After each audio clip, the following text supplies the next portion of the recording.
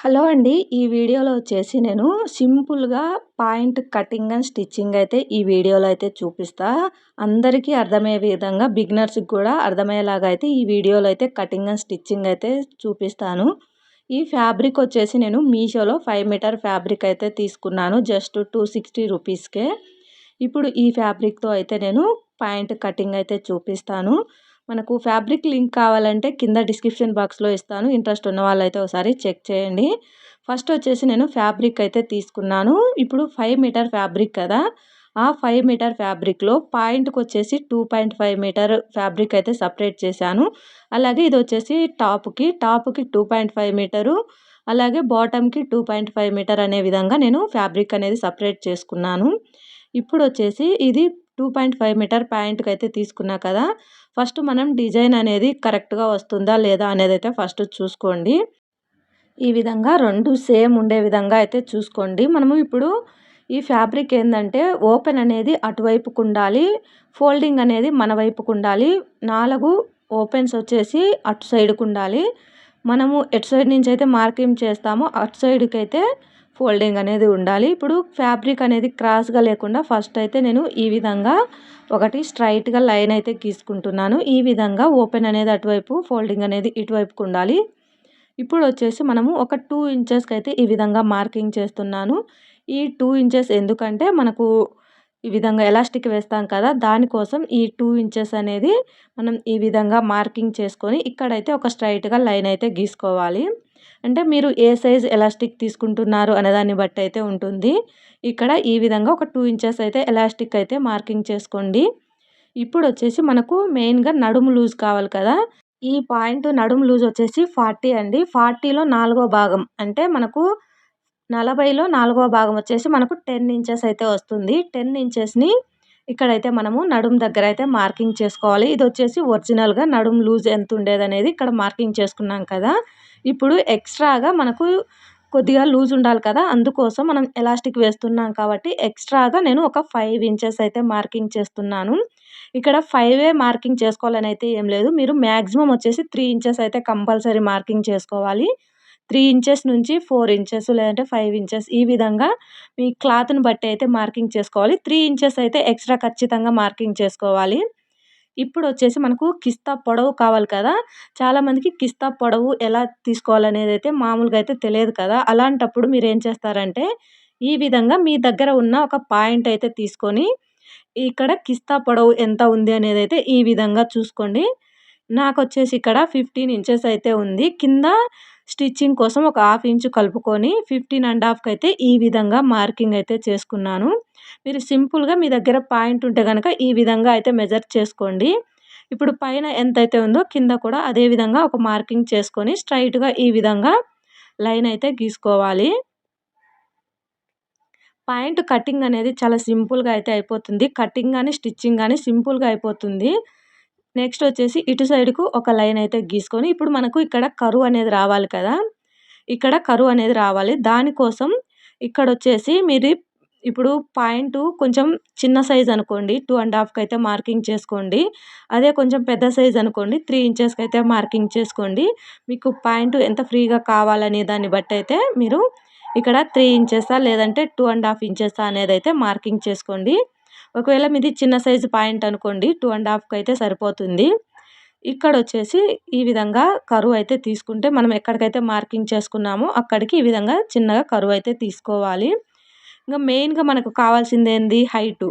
ఇప్పుడు హైట్ అయితే కావాలి కదా! మనకు మెయిన్‌గా ఎంత హైట్ కావాలి అనేది ఇక్కడైతే చూసుకోవాలి. పైన మనం ఏదైతే ఎలాస్టిక్ కోసం 2 ఇంచెస్ మార్కింగ్ చేసుకున్నామో ఆ 2 ఇంచెస్ వదిలేసి అక్కడి నుంచి మనకు హైట్ ఎంత కావాలి అనేదైతే మనం మార్కింగ్ చేసుకోవాలి. అంటే ఒక్కొక్కరిది ఒక్కొక్క హైట్ ఉంటుంది కాబట్టి మీకు ఎంత హైట్ కావాలి అనేదైతే మార్కింగ్ చేసుకోండి.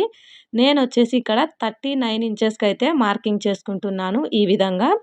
ఎలాస్టిక్‌కి పైన 2 ఇంచెస్ వదిలేసి తర్వాత నుంచి 39 ఇంచెస్‌కైతే నేను ఈ విధంగా నా హైట్‌ని బట్టి అయితే మార్కింగ్ చేసుకున్నాను.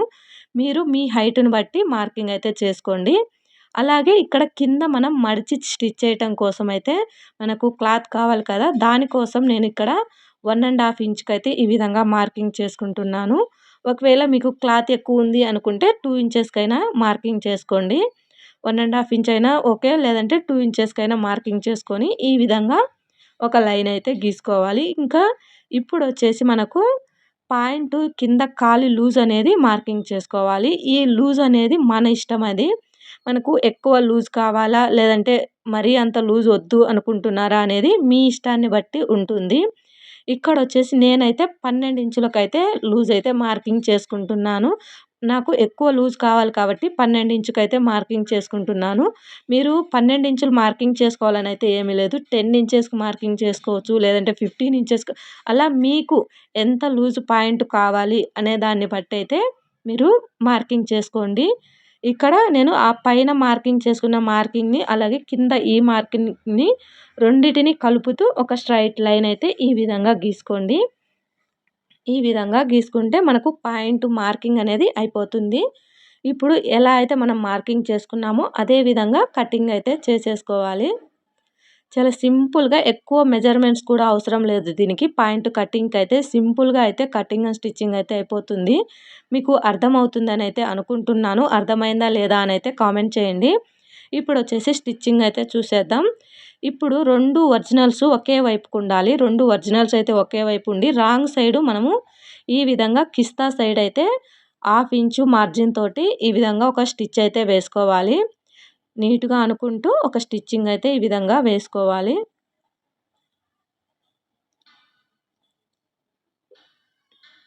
మీరు గనక మన ఛానల్‌ని కొత్తగా చూస్తున్నట్లయితే మన ఛానల్‌ని సబ్స్క్రైబ్ చేసుకోండి. అలాగే వీడియో నచ్చితే ఒక లైక్ అయితే చేయండి. మళ్ళీ నెక్స్ట్ దానిపైనే డబల్ స్టిచ్ అయితే వేసుకోండి. కొద్దిగా స్ట్రాంగ్‌గా అయితే ఉంటుంది. ఇదే విధంగా సేమ్ రెండో వైపు కూడా అదే విధంగా 1/2 ఇంచు మార్జిన్ తోటి డబల్ స్టిచ్ అయితే వేసుకోండి. ఈ విధంగా ఫస్ట్ ఒక స్టిచ్ వేసిన తర్వాత మళ్ళీ ఇంకొక స్టిచ్ వేసుకోండి. పాయింట్ అనేది మనకు డబల్ స్టిచ్ ఉంటేనే మంచిది. ఈ విధంగా డబల్ స్టిచ్ అయితే వేసుకోవాలి.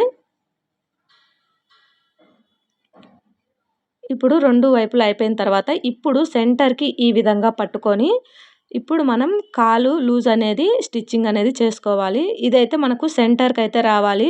2 కుట్లు మనకు సెంటర్‌కు రావాలి.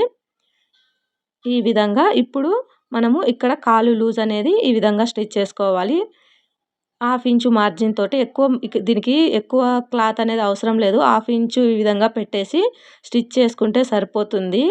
ఇప్పుడు మనం ఇక్కడ సెంటర్‌కొచ్చిన తర్వాత రఫ్ చేసుకోండి. ఎందుకంటే ఇక్కడ కూర్చున్నప్పుడు కుట్టు అనేది ఊడిపోకుండా రఫ్ చేసుకుంటే మంచిది. ఈ విధంగా మనం స్టిచ్ అయితే వేసుకోవాలి. ఇప్పుడు మనం దీన్ని ఈ స్టిచ్ చేసాం కదా! ఇప్పుడు ఈ విధంగా పట్టుకొని గట్టిగా లాగాలి. ఏదైనా లూజ్ కుట్టు ఉంది అనుకుంటే కుట్టు అనేది ఊడిపోతుంది కాబట్టి ఫస్ట్ ఒక స్టిచ్ వేసిన తర్వాత గట్టిగా లాగేసి తర్వాత దానిపైన డబల్ స్టిచ్ అయితే వేసుకోవాలి. ఖచ్చితంగా పాయింట్ స్టిచ్ చేసేటప్పుడైతే ఈ విధంగా మీరు ఒక స్టిచ్ వేసిన తర్వాత గట్టిగా లాగండి. అప్పుడు ఏదైనా లూజ్ కుట్టు ఉంటే గనక ఊడిపోతుంది. తర్వాత మనం డబల్ స్టిచ్ వేసుకున్నామంటే గనక ఇంకా మంచిగా కుట్టు అనేది ఉంటుంది.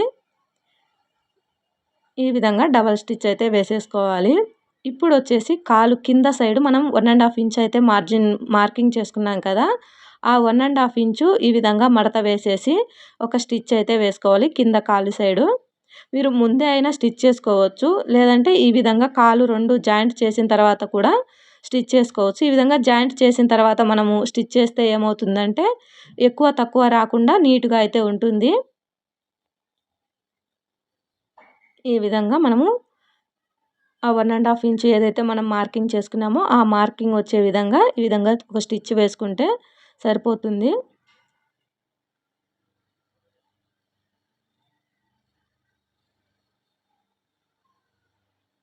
ఇదే విధంగా ఇంకొక సైడ్ కూడా సేమ్ ఇదే విధంగా అయితే 1½ ఇంచు మార్జిను ఎంతైతే వదులుకున్నామో ఆ మార్జిను వరకు మనము స్టిచ్ వేసుకుంటే సరిపోతుంది. రెండో వైపు కూడా సేమ్ అదే విధంగా ఈ విధంగా రెండోది కూడా సేమ్ అలానే అయితే స్టిచ్ చేసుకోవాలి. ఈ విధంగా 2 అయితే స్టిచ్ చేసుకున్నాం కదా!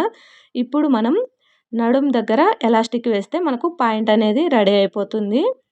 పైన ఎలాస్టిక్ వేయటం కోసము ఈ విధంగా ఒక 1/2 ఇంచ్ అయితే మడత పెట్టేసి చుట్టూ ఒక స్టిచ్ అయితే వేసుకోవాలి. ఈ విధంగా 1/2 ఇంచు మడత పెట్టేసి ఈ విధంగా ఒక స్టిచ్ అయితే వేసుకోవాలి. మీకు కటింగు, స్టిచ్చింగు అర్థమైందా లేదా అనేదైతే కామెంట్ చేయండి. అర్థం కాకపోతే గనక ఇంకా నెక్స్ట్ వీడియోలో మంచిగా చెప్పడానికైతే ట్రై చేస్తాను. ఈ విధంగా చుట్టూ ఒక హాఫ్ ఇంచ్ తోటి ఈ విధంగా ఒక స్టిచ్ అయితే వేసుకోవాలి.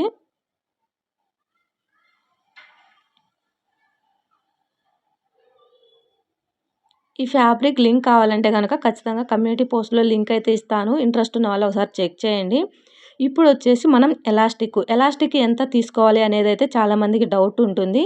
ఇప్పుడు నాకు ఇక్కడ 40 ఇంచెస్ కదా! ఈ పాయింట్ సైజ్ అయితే మనకు 40 ఇంచెస్ అంటే ఒక 3 ఇంచెస్ తగ్గించుకొని నేను 36 ఇంచెస్‌కైతే నేను ఎలాస్టిక్ అయితే తీసుకుంటున్నాను. అది మీరు తీసుకునే ఎలాస్టిక్‌ని బట్టి అయితే ఉంటుంది. ఎలాస్టిక్ ఎక్కువగా సాగింది అనుకోండి, ఒక 4 ఇంచెస్ అయితే తగ్గించుకోండి. అదే ఎక్కువ సాగట్లేదు అనుకుంటే 3 ఇంచెస్ తగ్గించుకుంటే సరిపోతుంది. నేను ఇక్కడ ఎలాస్టిక్ వచ్చేసి 36 అయితే తీసుకుంటున్నాను. ఒక 3 ఇంచెస్ తగ్గించుకొని 36 అయితే తీసుకుంటున్నాను. ఈ విధంగా 36 అలాగే మనము ఎలాస్టిక్‌ని జాయింట్ చేయటం కోసము ఒక 1 ఇంచు ఎక్స్‌ట్రాగా తీసుకుంటున్నాను. మీ నడుం సైజు కంటే 3 ఇంచెస్ తక్కువ తీసుకోండి. అదే ఎలాస్టిక్ ఎక్కువ సాగుతూ ఉంటే 4 ఇంచెస్ అయితే తీసుకోండి. ఇప్పుడు మనం ఎలాస్టిక్ స్టిచ్ చేసేటప్పుడు ఈ విధంగా అయితే స్టిచ్ చేయకూడదు. ఈ విధంగా స్టిచ్ చేస్తే మనకు ఎలాస్టిక్ వేసిన తర్వాత కొద్దిగా కుచ్చుకున్నట్లుగా అయితే ఉంటుంది. కాబట్టి ఈ విధంగా ఒకదాని మీద ఒకటి ఈ విధంగా పెట్టేసి మనము ఎలాస్టిక్ అనేది స్టిచ్ చేసుకోవాలి. ఈ విధంగా ఒకదాని మీద ఒకటి పెట్టేసి మనము రఫ్ చేసుకున్నామంటే గట్టిగా ఉంటుంది.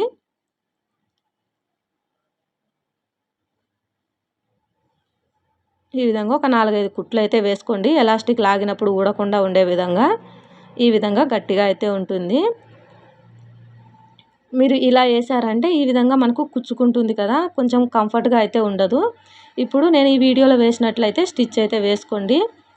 ఇప్పుడు మనం ఆ ఎలాస్టిక్‌ని ఇక్కడ పెట్టేసి ఈ విధంగా ఎలాస్టిక్‌ని అయితే పెట్టేసి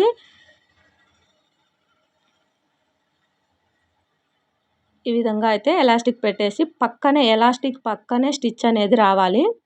ఎలాస్టిక్ మీద స్టిచ్ పడకుండా ఈ విధంగా ఎలాస్టిక్ పక్కనే స్టిచ్ వచ్చే విధంగా అయితే చూసుకోండి. ఈ విధంగా మనం అడ్జస్ట్ చేసుకుంటూ ఎలాస్టిక్ పక్కనే రావాలి కుట్టు అనేది. మళ్ళీ ఎలాస్టిక్ మీద కుట్టు పడకుండా ఈ విధంగా పక్కనే వచ్చే విధంగా అయితే చూసుకోండి. ఈ విధంగా నిదానంగా అయినా సరే నీట్‌గా ఈ స్టిచ్ అయితే వేసుకోండి. ఇక్కడ మనకు ఎలాస్టిక్ అయితే తక్కువ ఉంటుంది కాబట్టి మీరు ఈ విధంగా క్లాత్ స్టిచ్ చేసేటప్పుడు ఈ విధంగా వెనక్కి క్లాత్ జరుపుకుంటూ మీరు ఎలాస్టిక్ అనేది స్టిచ్ చేసుకోవాలి. క్లాత్ అనేది మీకు ఎక్కువగా ఉంటుంది. ఎలాస్టిక్ అనేది తక్కువ ఉంటుంది కదా! అందుకనేసి మీరు క్లాత్ అనేది జరుపుకుంటూ నిదానంగా అయితే స్టిచ్ చేసుకోవాలి. మీరు ఒకసారి స్టిచ్ చేశారంటే నెక్స్ట్ టైం అయితే చాలా ఈజీగా అయితే మీరు స్టిచ్ చేయగలుగుతారు ఈ ఎలాస్టిక్ అనేది. ఈ విధంగా మనం క్లాత్ అనేది అడ్జస్ట్ చేసుకుంటూ, జరుపుకుంటూ స్టిచ్ చేసుకోవాలి. అదే మీరు ఎలాస్టిక్ మీద గనక కుట్టు పడిందంటే ఈ క్లాత్ అనేది పక్కకు జరగదనమాట. అందుకనే ఎలాస్టిక్ మీద కుట్టు పడకుండా నీట్‌గా ఇలా అనుకుంటూ దాని పక్కనే స్టిచ్ పడే విధంగా అయితే స్టిచ్చింగ్ అయితే వేసుకోవాలి.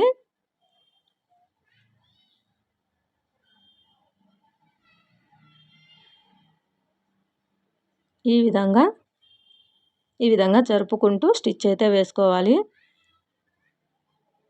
ఈ ఎలాస్టిక్ వేసేటప్పుడు కొంచెం టైం పడుతుంది. కానీ నిదానంగా అయినా సరే నీట్‌గా అయితే వేసుకోండి. ఈ విధంగా మొత్తం అయిపోయిన తర్వాత ఇలా అన్నామంటే మనం ఎలాస్టిక్‌ని ఇలా సాగబీకినట్టు అన్నామంటే మొత్తం కరెక్ట్‌గా ఈ విధంగా అయితే వచ్చేస్తుంది. ఇప్పుడైతే మళ్ళీ పైనుంచి ఒక స్టిచ్ అయితే వేసుకోవాలి. ఈ విధంగా గట్టిగా లాగుతూ క్లాత్‌ని ఎలాస్టిక్‌ని గట్టిగా లాగుతూ ఒక స్టిచ్ అయితే వేసుకోవాలి. ఈ విధంగా లాగుతూ ఒక స్టిచ్ సెంటర్‌లో వచ్చే విధంగా స్టిచ్ అయితే వేసుకోవాలి. ఈ విధంగా స్టిచ్ చేయటం వల్ల మనకు రెడీమేడ్ లుక్ అనేది వస్తుంది. ఈ విధంగా మనం గట్టిగా లాగుతూ ఎలాస్టిక్‌ని అలాగే క్లాత్‌ని ఈ విధంగా గట్టిగా వెనక ముందు పట్టుకొని లాగుతూ ఒక స్టిచ్ అయితే వేసుకుంటే సరిపోతుంది. మనకు ఈ విధంగా నీట్‌గా అయితే ఉంటుంది. రెడీమేడ్ పాయింట్ లుక్ ఎలా ఉంటుందో అలానే ఉంటుంది. మనకు చూడటానికైతే చాలా బాగుంటుంది. ఈ విధంగా అయితే వచ్చింది. మొత్తానికైతే మనకు పాయింట్ అయితే రెడీ అయిపోయింది. ఈ విధంగా మనకు స్టిచ్ చేసిన తర్వాత అయితే ఉంది. మీకు అర్థమైందా లేదా అనేది అయితే కామెంట్ చేయండి.